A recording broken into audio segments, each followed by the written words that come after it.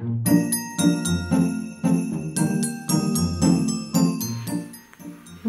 Et si par exemple je te dis le mot Noël, qu'est-ce qui te vient en premier comme ça? Les cadeaux. Dîner, au dîner. Les sapins. Bah, c'est la joie. La joie. Cadeau. Cadeau. La fête de Jésus. Que c'est la fête de Noël. Et qu'il faut se mettre autour d'une table et parler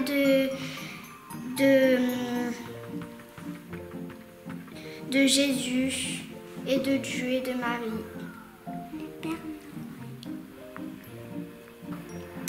Famille. La fête en famille. La fête en Partager famille. des bons moments ensemble. Et retrouver les gens qu'on n'a pas vus depuis peut-être longtemps aussi. Comme la sœur à papa. Ah voilà, comme t'as dit. La naissance de Jésus. Le cadeau. Les cadeaux. Bah, quand on vient en famille. Fête. Père Noël. L'anniversaire de Jésus. L'amour et la famille.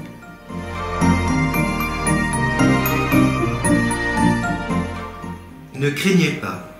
Voici que je vous annonce une bonne nouvelle, une grande joie pour tout le peuple. C'est ainsi que l'ange de Dieu est venu annoncer aux bergers que l'enfant Jésus est né.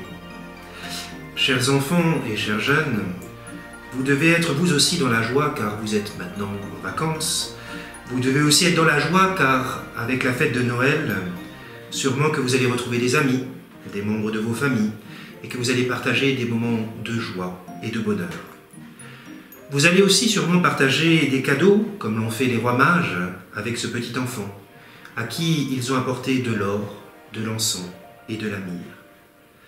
Noël est une grande fête de joie et de partage, une fête de famille, où l'on passe du temps ensemble parce qu'on s'aime, tout simplement. Comme Marie et Joseph qui étaient débordants d'amour pour leur enfant. Même si ce qu'ils vivaient n'était pas toujours très drôle, ils ont su se concentrer sur l'essentiel, être ensemble dans l'amour. Je m'explique. Eux qui venaient de traverser tout le pays pour se rendre à Bethléem, ils devaient être épuisés par le voyage. Pourtant, lorsque les bergers ou les rois mages venaient les visiter, ils ne leur ont pas dit « Pas maintenant, on est fatigué, revenez une autre fois ». Ils ont accueilli les visiteurs, ils ont partagé leur joie et leur amour. Et je peux vous garantir que pas un seul n'est rentré chez lui dans la tristesse ou dans l'angoisse. Ils sont rentrés chez eux plutôt dans la paix et le bonheur. Il est donc normal, comme le souligne l'évangéliste Saint Matthieu, que les anges dans le ciel chantaient « Gloire à Dieu au plus haut des cieux et paix sur la terre aux hommes qu'il aime ». La fête de Noël, ce n'est pas simplement une fête pour la terre, mais c'est aussi une fête dans le ciel, pour tous ceux qui ne vivent plus avec nous sur terre, mais qui sont auprès de Dieu. Pour eux aussi, Noël est une grande fête.